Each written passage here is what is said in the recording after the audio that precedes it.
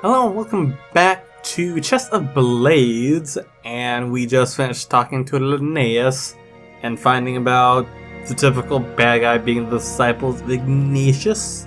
So yeah, not sure where we're going from here, so quickly recovering, Linnaeus ushers a half-shocked Arden and me out into the hall, giving us a brief wave before slamming the door shut behind us. Well, that was not the information I was expecting to receive. But I mean, hey, it was something at least. That makes two of us. Oh yeah, if I remember correctly, Emily is apparently, guarded, I guess. So there's a chance we may or may not be able to talk to her. So I glanced down at the book in my hand. The page is still open to the cultist's crests. Celeste is an ambassador's daughter, but they took a maid's daughter instead? Something here is definitely not right. Arden, I have a bad feeling about this. Oh, do you? Biting my lip, I grab Arden's hand and break into a half-jog towards my room. He stays silent as he hurries along behind me, which just shows how serious he perceives the situation to be. When we're inside, I close and lock the door, but I hesitate. Someone could probably still hear us from the crack underneath. I motion to Arden to follow me out into the balcony, where the rain stopped outside but left the stone floor stained dark with moisture. Once we're out of earshot of anyone behind the door, I make sure Franz isn't lurking on the opposite balcony. Turn to Arden with a deep breath. Celeste, what if she or her father orchestrated the kidnapping? Arden's eyes widen at my statement, but he doesn't look that shocked. In fact, he seems more reluctant than anything, as if he was mulling over the same idea, but was too uncertain to actually voice it. Celeste was there right as Emily rushed in, but that doesn't mean she or her father didn't have someone else doing the dirty work. Not to mention how quick Celeste was to go over to her. That seems a little odd, don't you think? You believe she's part of the cult? That she wants to undermine His Majesty's rule? Maybe. Well, it's not like I have any concrete evidence or anything, but she's definitely involved somehow. I suspected it before, but knowing she's an ambassador's daughter confirms it. Does it really? If father were here, he'd say something trite but truthful, like, "Rather than judging your opponent's movements, study what they do before they strike." Before and after Hazel's kidnapping, there was the dinner and the announcement, where everyone was gathered. Celeste and her father had a perfect alibi, didn't they? And everyone saw and heard about the kidnapping, so there was no way for the king to hush it up. It makes him look incompetent and the ambassador look innocent. Arden and I stare at each other for a few moments, trying to connect the pieces in our heads. He blinks first, casting his gaze to one side thoughtfully, has an expression in his eyes. If it's really true, then maybe they're trying to turn the other ambassadors against the king. And if that's the case, I doubt they'll stop at just a kidnapping. Don't you, Riv? Arden suddenly looks at me with a particularly concerned gaze. I can sense his bristling, protective shift of stance. Are you saying they'd want to kill me? Don't make such a scary face, Arden. I thought we already went through all this. To my surprise, his brow furrows deeply and his cheek takes on a faint pink hue. But what if they do something worse? What if she blackmails you into marrying her? That's the thing you think of? That's the possibility you think could happen? Okay. Looking completely serious, Arden bites his lower lip, watching me keenly. He's a bit thick sometimes, but he's not that silly. I don't know, I kind of want to tease him. Faint smirk curls my lips, and I drape an arm over Arden's shoulder, leaning towards him. You're saying me getting married to someone would be worse than my death? That's a bit selfish, don't you think? Riv. voice shakes a little, the proximity between us, my cheek almost brushes his. A faint feeling of nostalgia burns my senses. The old days. It was all over him like this, wasn't I? I know we used to be so close, but I really thought you'd forgotten about me. After all, 4 years is a long time. What would you do if I told you I had a fiancé? His eyes blink, staring at me with clear anxiety. He's sizing me up to see if I'm lying, but clearly panicking. Oh, Arden. Would you be angry? Would you hit me? Would you hit them? The fuck? That was weird audio, problems? I don't know what the fuck happened there. Would you just turn and walk out like you did last night? Or would you congratulate me? Like a friend?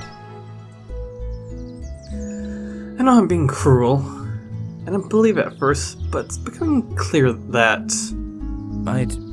I'd attend your wedding, and I'd be happy for you.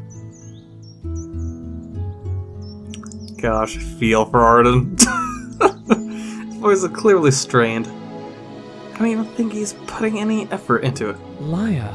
After all, it'd mean I wouldn't be able to give you attention anymore, wouldn't it? I'd be all caught up in... Suddenly I find my words cut off. Arden is... Oh! He uses my head around his shoulders, pulling me in closer. Before I could even resist, smash our lips together. Oh! Not a long kiss, and he quickly breaks it, but it leaves me momentarily stunned. At that moment of weakness, Arden curls his arm firmly around me, tightly enough that it's obvious he's not messing around. Riv, you still don't trust me, do you? What are you... Stammering, I do my best to squirm away from him, but he just squeezes harder. Faces are close together. I can feel his breath tickling my skin. Maybe you can read me like a book, but it goes both ways. I can tell you still think I'm a joke. It's hard to believe the serious, possessive gazing staring down at me is Arden's. I knew something was up with him, but never in a million years I think he'd act on it. Even after all my training, after I worked my way into the Royal Guard, you still think I'm just your clueless childhood friend. But I'm different now, Riv. I learned a lot about what was important to me and what wasn't, and I became stronger. Arden's arms tighten around me even more. For some stupid reason, my pulse feels completely out of control. The words hit the mark a lot closer than I thought. How can I prove it to you? Should I enter the brawling tournaments and win something for you? I don't think you need to go that far. The image of Arden fighting that behemoth of a man that earlier suddenly enters my mind. No, that's definitely 100% not necessary. Then what do I have to do? How can I make you look at me the same way you look at someone like Linnaeus? Like someone you respect? Like Linnaeus? Well, I never thought about it, but I guess I do respect the Inquisitor for being an incredibly hard-nosed bastard, if nothing else. You don't have to do anything, you fool. You're overthinking it anyways. Clearly not buying it, Arden purses his lips at me doubtfully. Eyes flick down to his mouth. God, did he really just kiss me? I still can't believe it. I can believe it. I promise you, Riv. I'll be there when you need me most. I'll find a way. If I can protect the king, I can protect you. Maybe you should worry about protecting the king more than me, you know. I'm more flustered under his deeply sincere, longing gaze. I push roughly against his chest. He lets go of me reluctantly, his fingertips not leaving my sides till the last moment. If we have time to be having this discussion, we should be spending it on investigating, don't you think? Doesn't take a genius to see that investigating is the last thing on Arden's mind. However, he nods a little stiffly at words. Some of his mild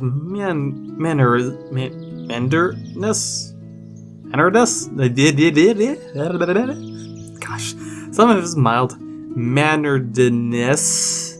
Manneredness? Yeah. Turning. Well, maybe we should split up our efforts until the evening. How about you go look into Celeste's background? I'll flip through this book Linnaeus gave me and see if I can't find any clues. I steer Arden back inside, closing the balcony door behind us, gently nudge him towards the room's exit. Will it be too obvious if I ask around?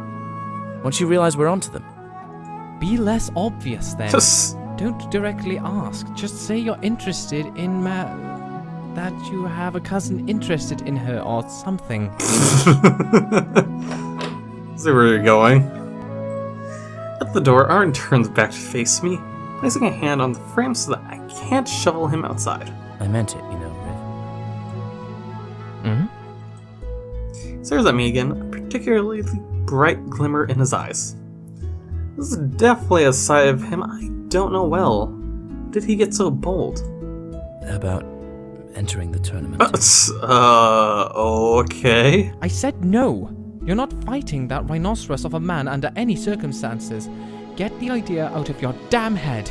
I kick at Arden's shins until he finally goes out into the hall, wincing at my assaults.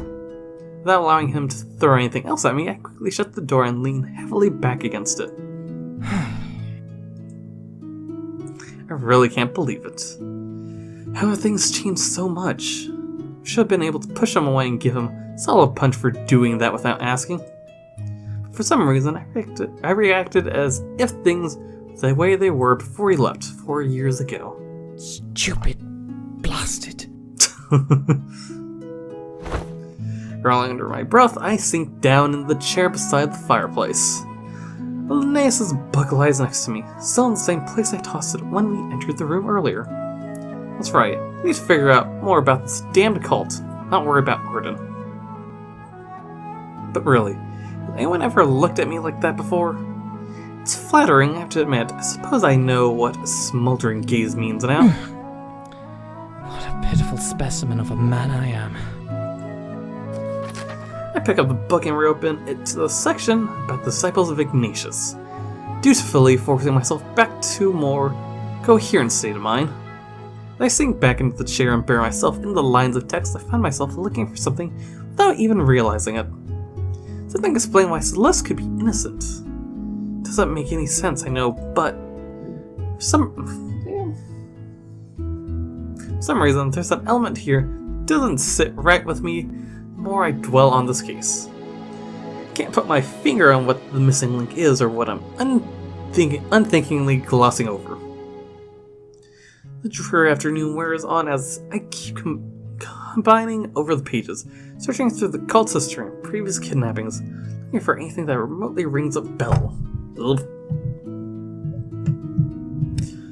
But there doesn't seem to be a clue of any sort that links Hazel in this mess, other than being in the wrong place at the wrong time.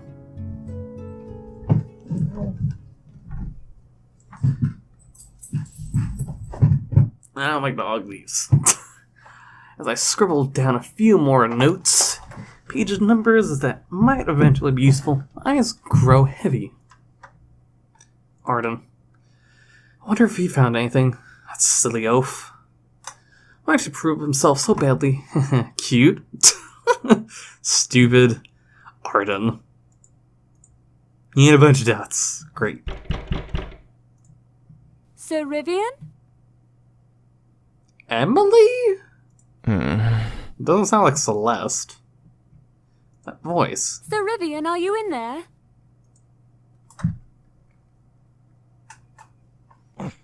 Yes, coming. Bolting out of the chair, I fell asleep and I stumble over to the door. It is her! I pull it open. Emily stands there before me, blinking a little at what was to be my deceitful state. Did I interrupt you in the middle of something, sir? I can leave if... No, not at all. Do come in.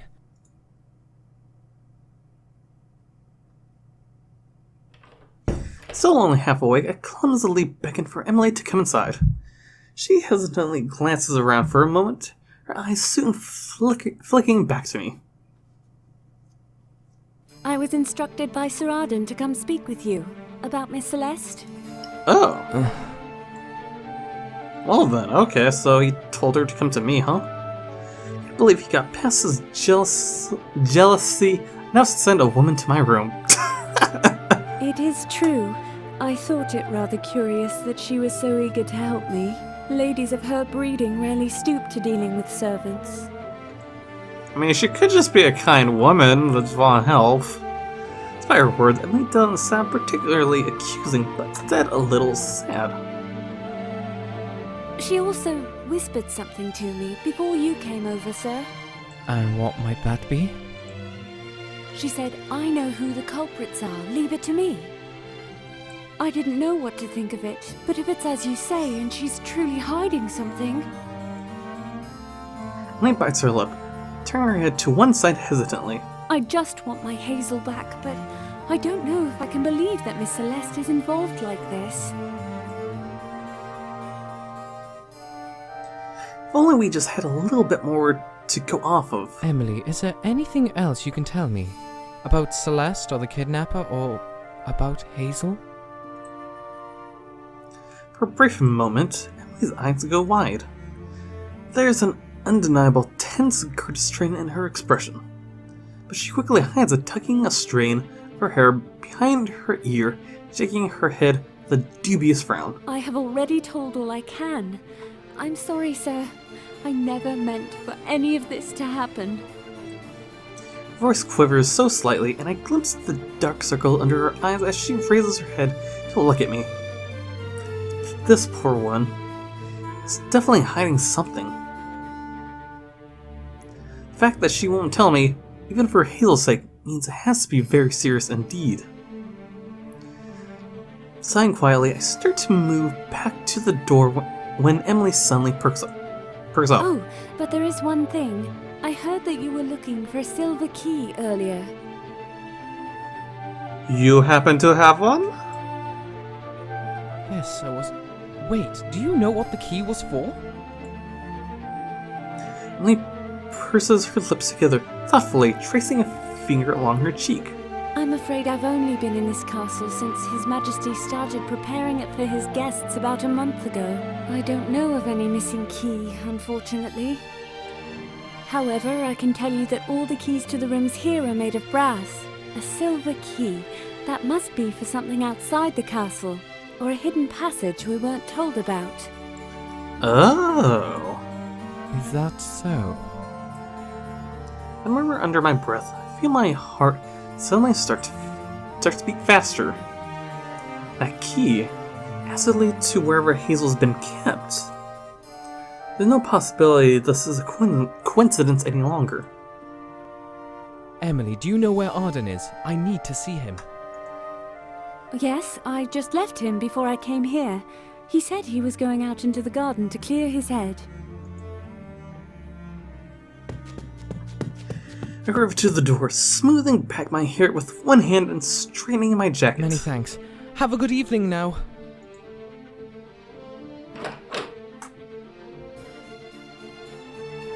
Well, that's probably not the best way to leave a woman worried sick about her kidnapped daughter. Well, I mean, it makes it seem like we have an idea of what to do, so I mean, in some ways I feel like it's a good sign, right? Despite being guiltily aware of this, I quickly jog down the hallway to the stairs, darting down them two at a time.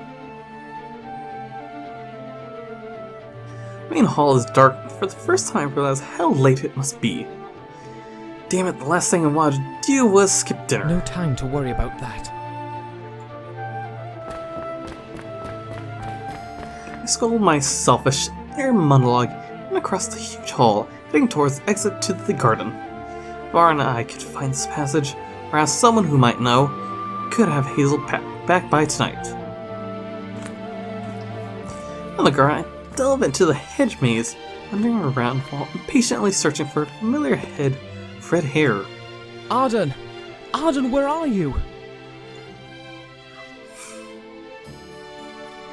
Not hearing a reply, I leave the maze and wander through the throg's tall rose bushes instead. Arden!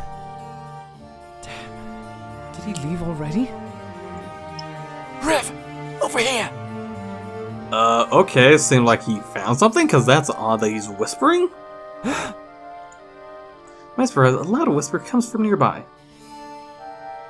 I hurriedly glance around, finally spot Arden, crouched by the edge of the path. What on earth are you doing down there, Arden?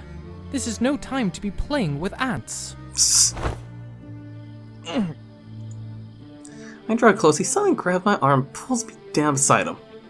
I was chasing someone, and then they disappeared. His urgent whisper makes me freeze. Chasing someone? What if... A figure in dark clothes and a long cloak? Arden's eyes wide at my description, but he anxiously nods. How'd you know? Did you... Wait, it's not the same? It probably is. He seems to quickly grasp the meaning of my words, and I offer a grim nod. There's a chance he might even be our kidnapper. Cheeky bastard. I can hear Arden breathing heavily beside me. Must have been running when I called out to him. Breath tickles against my cheek when he tilts his head towards me. Stop that. Say that as you're smiling. Purple Arden grabs my shoulder and pulls me against him. Off guard, I topple into his arm and grunting in surprise. A split second later... That moment, something suddenly cuts a breeze through the space between us. Something that sliced the bush behind me, sharp enough to tear the leaves. God, this guy is terrible with his aim. I turned to see the cloaked figure staying down the path, arm extended in a throwing motion. You absolute shit stain! You missed again! I don't know, maybe we're dealing with a stormtrooper here, I don't know. Gritting my teeth, I start to pull Arden up to run after him when... To throw another one? My shark Arden's already dashing forward at top speed.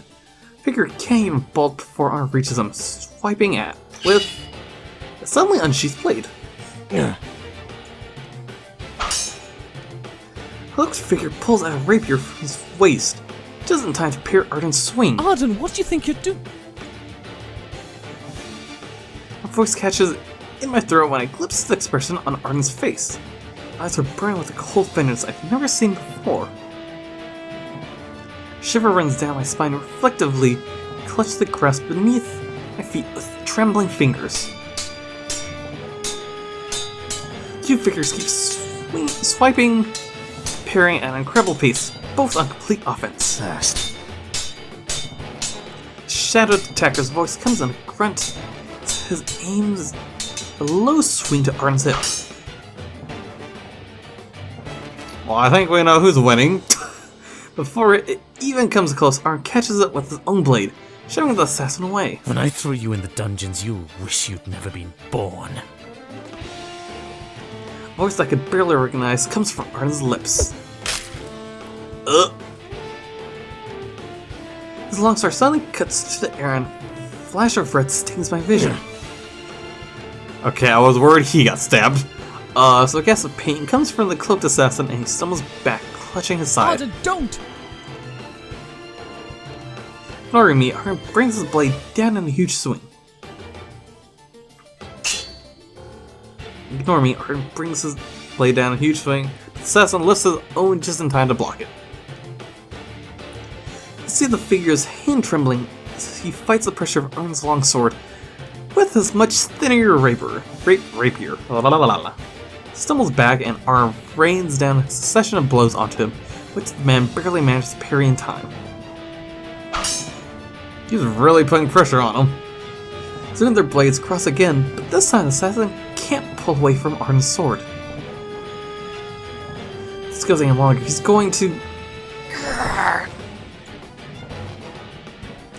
Frigid gleam stays in Arden's gazes, forces the assassin down to the ground, to his blade struggling towards the figure's throat. This is bad. How when he comes to his senses? What do I have to say? Do we get a choice here?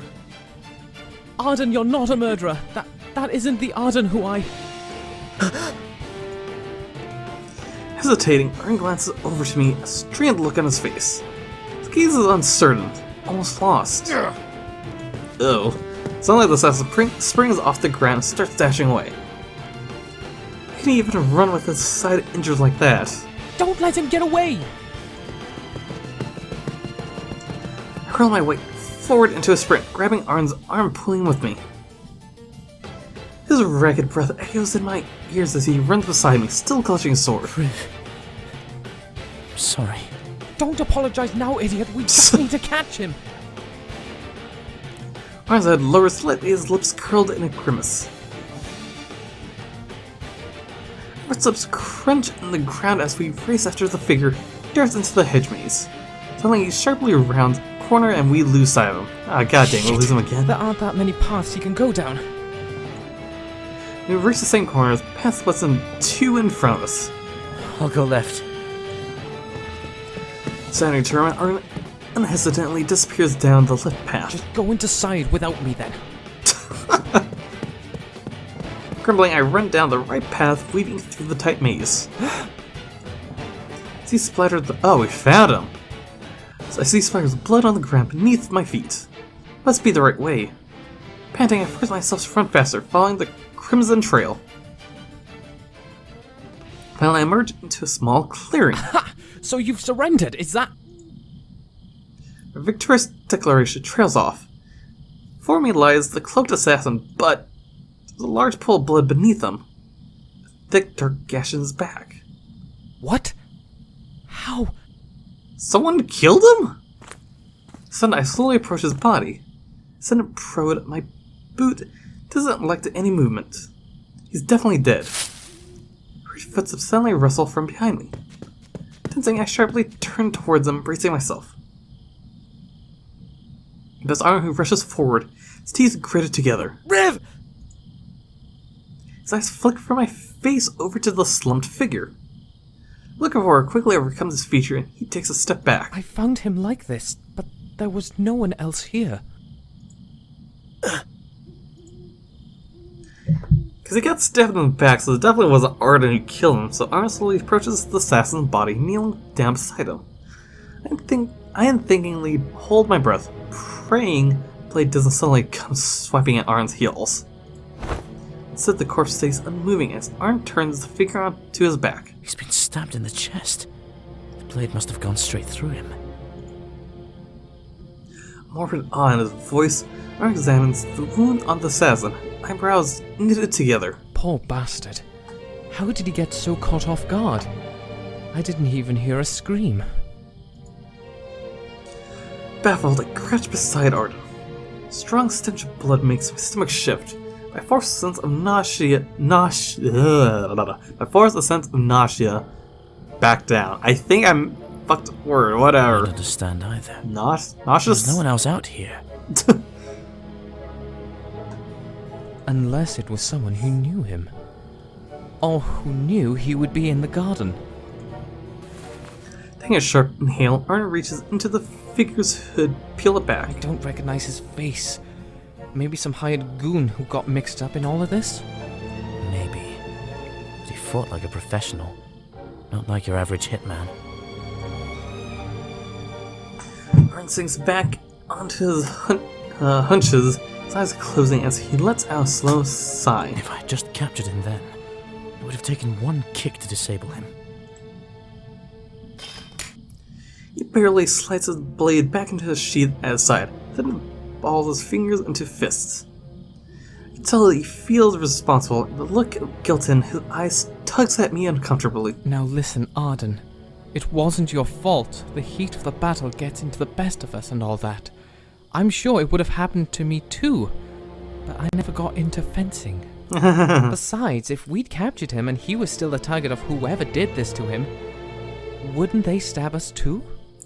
Or, you know, they could have missed, like, this dude twice. Motion to the gaping wound in the assassin's chest, Arden glances up to me in surprise. How he could go from looking like a madman to a lost puppy in the span of minutes is beyond me. Riv, he tried to kill you twice. I couldn't just... Shh. What's done is done. Let's drag his body out back and tell the guards, and head back inside before one of us gets gutted. I hold the corpse's left arm over my shoulder and motioned for Arden to get his right. He reluctantly complies. We carry the assassinated assassin slowly out of the hedge maze. There's an awkward silence as we pull the corpse to the back of the castle, but I don't know if you could really make small talk while carrying a dead body. I leave the cloaked figure on the ground and find the nearest guard, and Arden explains what happened. Man's eyes resemble saucers as we go through the details. He quickly leaves us to gather some other guards, take care of the unsightly corpse. The time we re-enter the main hall, I feel like I'm in a bit of a daze, and memory of the fight seems just enough to be a bizarre dream.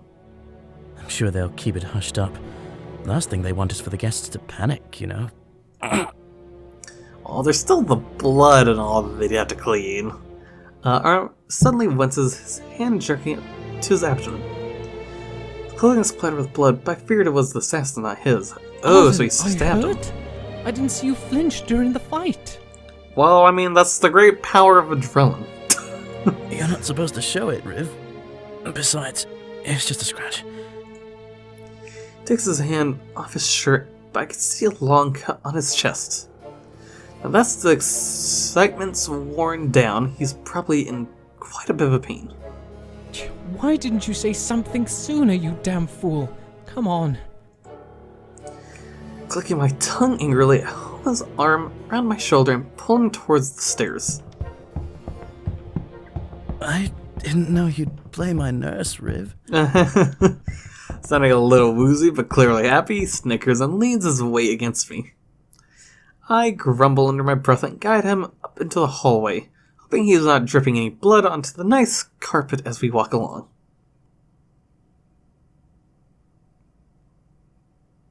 The place I head for is my room, and after pulling Arden inside, I gently push him down onto the bed with a sigh. Take your shirt off, but throw it on the floor, and don't bleed on my sheets.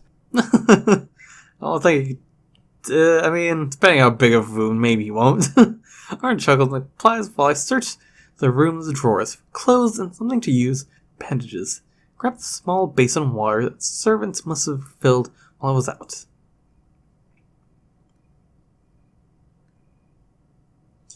Settled down on the edge of the bed, and I settled down on the edge and I settled down on the edge of the bed. I had the nasty-looking cut on Arden's abdomen, drenching the cloth in water before starting to clean and bandage the wound. Cold. But your hands are so warm. Would you shut up? You can't be in that much pain if you're joking around. Grabbing one of the rags, I rip it into strips and wind them around Arden's chest, applying pressure to the cut. Bloody fool getting himself hurt like this. Hey, Riv. God, she seems more beat up.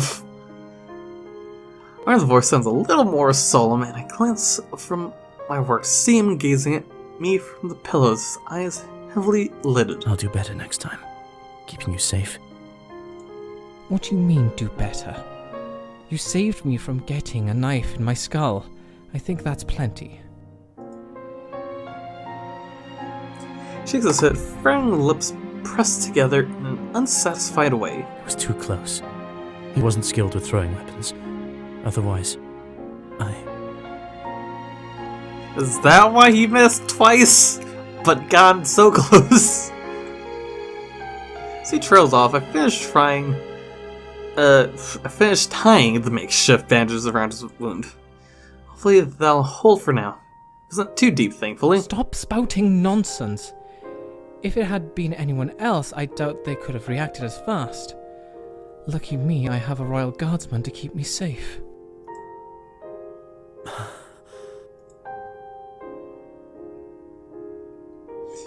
His hand drifts upward, palm brushing against my cheek. I feel his fingers trembling ever so slightly. I lean slightly into his touch, closing my eyes for a moment. You know, I never doubted your abilities, Arden. I suppose I just wasn't sure how much you wanted to help me. Liking someone isn't cause to risk your life for them, and, well, selfish as I am, I didn't think you really felt that strongly. The image of the inhuman passion in Arden's eyes flicks in the back of my mind, and I tense a little. We promised each other, didn't we? 4 years ago. Oh, and what is that promise that they may or may not have already mentioned? Soft voice comes as his thumb traces lightly, adoringly over my cheek. Well, when you left without telling me, I thought that promise was null. And it hurt to try and keep believing in it. His fingers curl softly against my skin, and I stay there a moment longer, meeting his guilty, affectionate gaze. Part of me wants to reassure him, but that moment, I'm hardly sure of anything myself.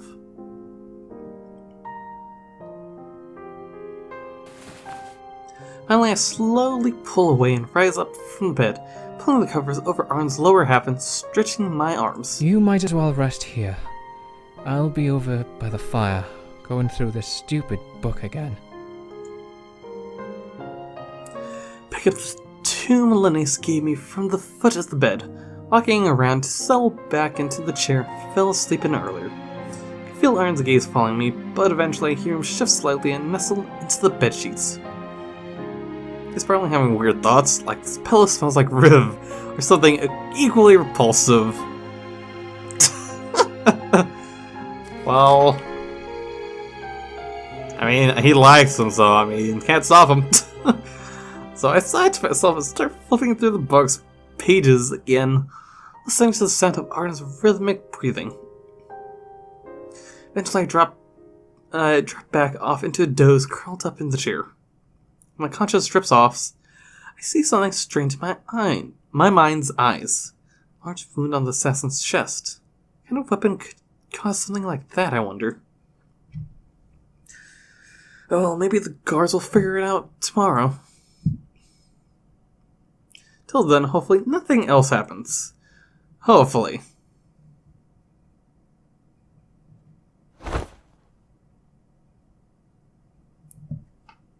Handsomely shakes my shoulders. Riv? Riv, wake up. So, before we figure out what the fuck's gonna happen next, I'm actually gonna end the video here. I think I've recorded kind of long enough because I don't want to do the same thing I did last time, because I think I already did because it's almost 40 minutes long. So, if you enjoyed the video, go hit the like button if you want to see more what's gonna happen next. I don't know. Go subscribe button so you get notified of anything I do, really. If you got anything to say so in the comments below. Until then, I'll see you guys in the next video or stream. Comrades?